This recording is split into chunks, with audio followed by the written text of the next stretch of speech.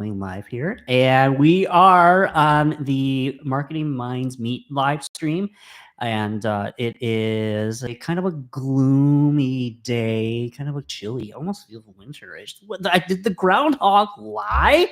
Did the spring not coming early? I don't know. Anyways, I have here with me today an individual that I had the utmost pleasure and thrill of connecting with over the last couple of years through the Grosse Pointe Chamber of Commerce and now through the East Point Roseville Chamber of Commerce.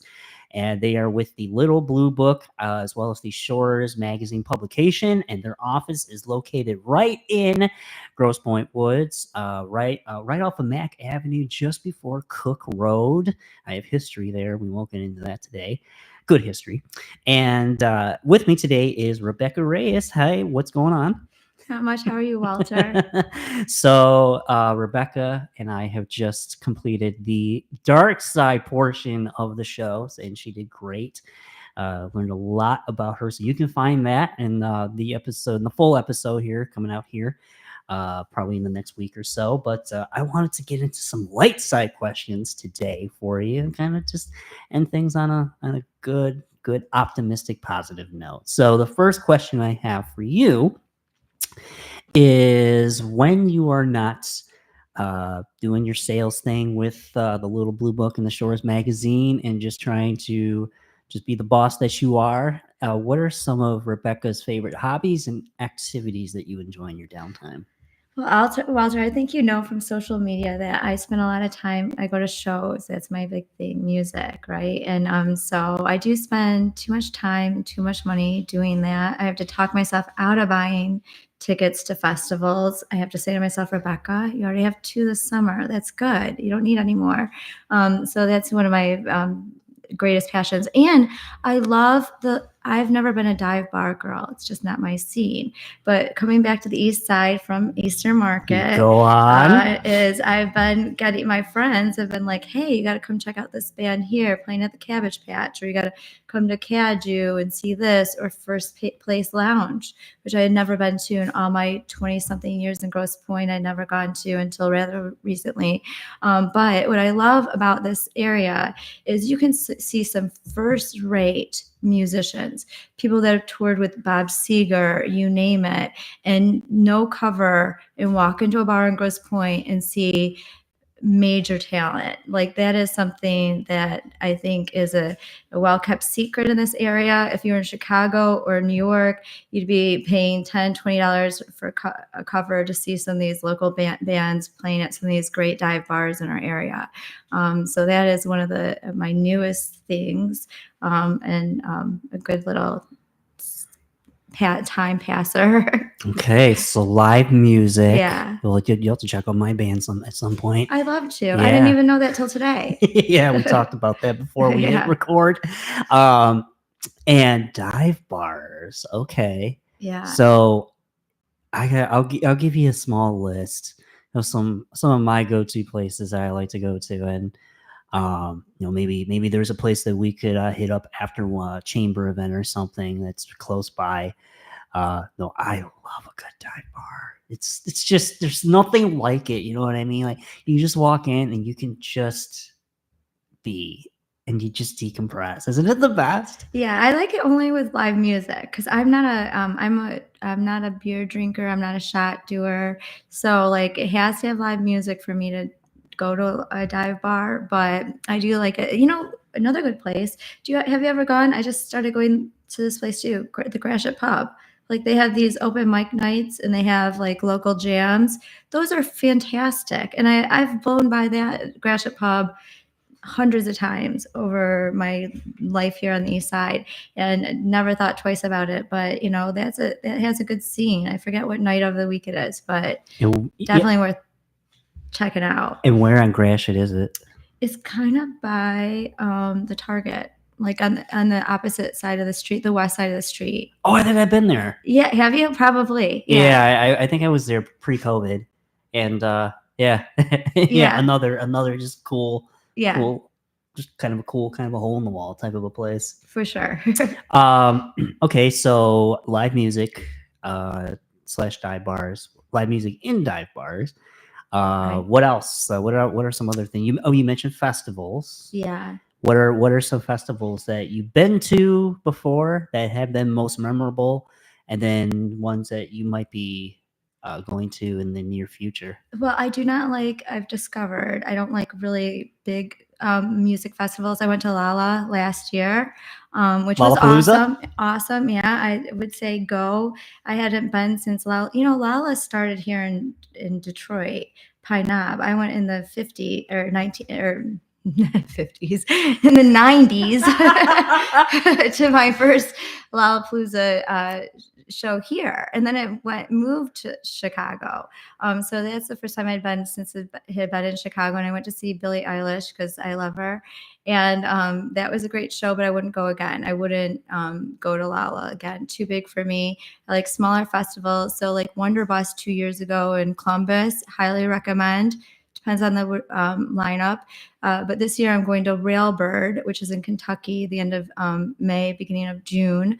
I want to see Chris Stapleton. I've never seen him yet, so I'm like stoked about seeing him. Yeah, he's fantastic. So good. And then I'm going to see the Black Pumas in Tennessee in April. There's a festival that I bought tickets to next month. So Can't say I've heard of them. What's their style, their genre? Oh, it's like kind of, if you like the blues, you'd like their sound, like a lot of soul. It's good, great musicians, and just a good sound. Yeah, I like chill music. Okay, so who are some of your favorite artists? So my favorite artists are I love Dope Lemon. I saw him last before Lollapalooza, and then at Lollapalooza, one of my newest favorite bands. I like Yellow Days, and I like Black Pumas. I'm seeing Gary Clark Jr. next month. Gary. Yeah. I remember when he first dropped. He's great. Me too. I have never seen him yet, so I'll be seeing him next month. Okay, all right. Yeah. So it sounds you got quite the roster here to go to. When you went to Lala back in the 90s, who was on that roster? That was the Chili Peppers. Oh, it was great. Yeah, their first album. Oh wow. Yeah, it was awesome. That's so cool. Yeah. I still think people in the 90s had the best music. I do. I like grunge and alternative rock, and it was a really good phase, really good decade. It really was. I mean, yeah, nothing really. And what amazes me too about that genre of music and that style is, I mean, Nirvana just killed all things hair metal, all things 80s, and when they came out with that music video and Nevermind, it just, I mean, I don't think there's been that big of a shift like that overnight. Unlike, I think the only artist to really do that was the Beatles back in the early mid 60s. Mm-hmm. And for Nirvana to be able to do that, to change the narrative overnight and get people to switch out, big hair and pastel colors and bright colors for, flannel shirts and, what have you, it just amazing, just truly. And the songwriting and the we talked about passion, right? So the passion in it, I mean, you can see like the music through Kurt and Chris and Dave, like just flowed and seeped out, and the energy felt, and the energy was felt by the audience, Yeah, it was just a great time. I mean, the list is like endless. The Pumpkins, the Chili Peppers, I mean, just all really excellent music. I mean, 89X was great. It's so sad to turn it on now and hear country. I know, right? No. Yeah, it's kind of a weird. Bring back 89X. Yes, please. I don't mind country. Well, okay, country I have a very love-hate relationship with, because there's country and then there's country. Like, so you mentioned Chris Stapleton. To me, he's what I think of what country should be. You know what I mean? Like, me too. Just that kind of grassroots, like raw, kind of honky-tonkish feel, like telling a good story. Mm-hmm. Just a guy up there with his guitar in a band, and just being himself. Like bands like Florida Georgia Line or like Morgan Wallen, like that. Sorry, that bullshit. Like I cannot subscribe to that. I can't do it. Okay, so festivals and all that. What else do you enjoy doing? What are some other? Well, I think one of the things that I like the most that people are always surprised is I like to fly fish. I think fly fishing is Really? yeah, I love it. I mean, I had an ex-boyfriend that introduced me to it, and I didn't think I'd like it. I was trying to be a good sport, like, yeah, I'll try it for you, but Oh but then boy. I was like, this is fantastic. Once I learned to cast, I tell my girlfriends too. I'm like, if you like yoga, you will like fly fishing, and I don't like fishing That's quite the generally, but fly fishing is its own thing, and it is one of the most peaceful sports ever. So that's like one of my like sports that people are always like, really? Yeah, I mean, you got me. Yeah. I would not have pictured that at Yeah, all. So it's great. good for you. Yeah. How long have you been doing that for? Well, I picked it up maybe 7, 8 years ago. 8 years ago, I guess. Yeah. Hmm. Okay, 8 years going strong. Okay, Yeah. so Yeah. 8 years is almost as long as we've been around. So yeah, starting in 2016, so it'll be July of this year. Will be 8 years. So 8 years of fly fishing, 8 years of business. Good job. No, thank you. It's been quite the journey. But okay, and so then also for you, what are some of your like your personal and professional goals and achievements that you would like to accomplish for the year that is 2024? Oh, for 2024. Well, 2024 is promising to be a busy year for me. I'm already busy. And I have, I work for the Blue Book, and I also starting to work for a little bit on the side, a startup that I really believe in. I think we've got a great product. I'm really excited about it. I really like the guy who started it, and the company. So I'm excited about doing that on the side. I mean, with the Blue Book, one thing I like about it is it's really a good work-life balance. We work 9 to 4, Monday through Thursday. Although my husband will say I work all the time, which is true, because doing what I do, I'm always bumping into people who have a company in the Blue Book, or in a restaurant or in a business that I do business with. So I'm never not, I'm always working. I feel like I work 7 days a week, night and day, because I'm always bumping into somebody that like, oh my gosh, I need to talk to you about that. Starting for this startup company, I'm kind of excited about that project because it won't require a lot of time, and it's going to be staying in my same territory, the East Side, which I already work with all these people. So I'm kind of excited. I'm not talking about it much until the contract is signed, but I'm excited about that opportunity and growth. And I'm excited about my 40s, and then the next decade, my 50s. I feel like I had children young, Walter, and I got married really young at 21. And so I really spent my time working and being a mom. That was my most important thing. But I feel like my 40s and 50s is about making money, and that's what I want to do. And that's, like you've kind of done everything else, right? I've had tons of fun. I've partied like a rock star. I mean, so this decade, I'm like, this is about making money. And I've never really felt like that before. So yeah, I'm really excited. I'm a dragon, so this is my year. I mean, this is like supposed to be a very productive, lucrative period for me. Starting from 2008, we were under it wasn't good feng shui for the dragon, but now the dragon is in a phase of good fortune, and I'm riding that.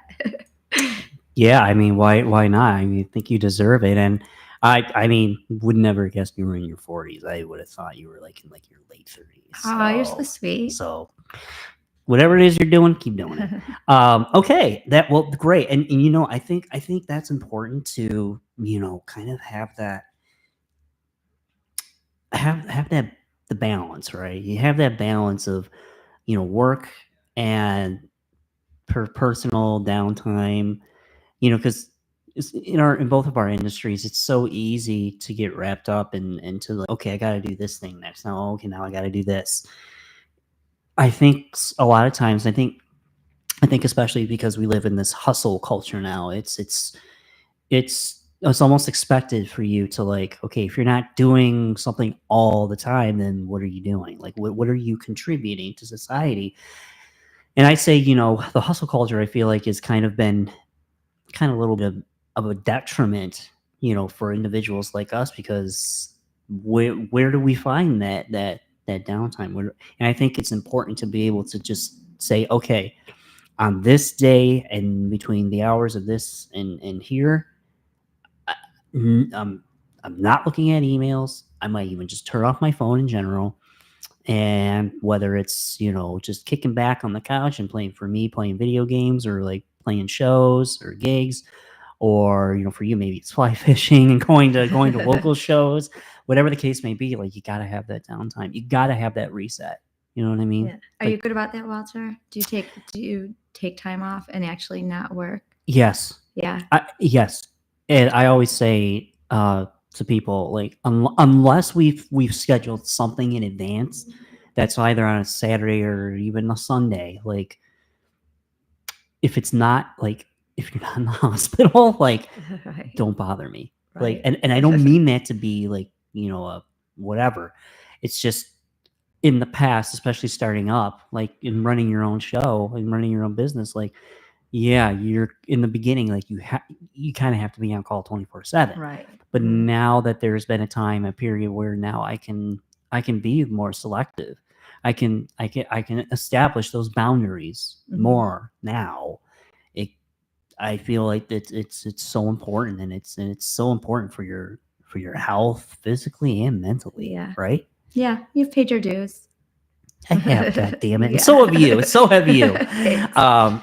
Okay, well, real quickly before we log off here and conclude our show here, how can people reach out to you or reach out to the Little Blue Book if they have any questions, whether it's placing an ad or just questions in general about the publication? Is there a website? Is there a phone number, email, social media? Now is the time to plug all of the things so that people can reach out to you and Little Blue Book Shores Magazine. Thanks for asking, Walter. Definitely, we'd ask you to follow us on our Facebook page, The Shores Magazine. That's a great way to reach out to us and engage with us. Or you can reach me at Rebecca, REBECCA at TowerTOWAR.com, and I'm happy to answer any questions. And we'd love to see you in the Shores.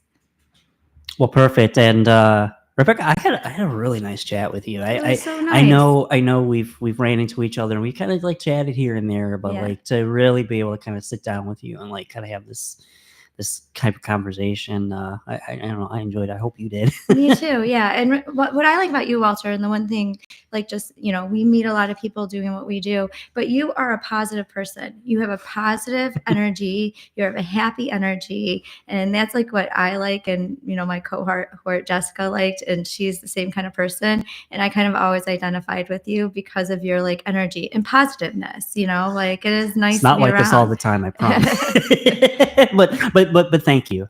Yeah. Yeah. Speaking of Jessica, how is she doing? She's doing great. She's like, we're still really good friends. We talk and communicate weekly. And she's working for a company, and, she has a marketing degree. So where I'm a salesperson, she really focuses on the technical side of marketing. And so she's working with this new company, a medical company, and she's really happy. So I'm happy for her too, Yeah, that's awesome. Yeah. Jessica, if you're out there and you're watching, I would love to have you on my show, because picking the brain and kind of doing a compare and contrast of having the degree in marketing versus someone in marketing that's didn't necessarily get the degree in it, but kind of went through it in a non-textbook format. So that would be an interesting conversation. And you're just cool people. So Yeah. I just love chatting with you in general. Well, Rebecca, this has been, I've enjoyed our conversation, our time here today, and I would love to have you back on the program at some point, down the road here in the not so distant future. But thank you, everyone, for tuning in today. If you haven't done so already, please like and subscribe to our YouTube channel, WA Hooper Marketing. doesn't cost you a thing, and it gets our metrics up. And hey, listen, if you click on that bell and that notification, you'll be updated and notified of when we post any and all updates, whether through episodes, shorts, clips, all the things here on our channel. So like and subscribe to the channel. And I have been sitting here and chatting with Rebecca Reyes of the Little Blue Book and Shores magazine in Grosse Pointe Woods, here from the Knot co-working space in Grosse Pointe Park. And thanks for tuning in, and we will see you next time.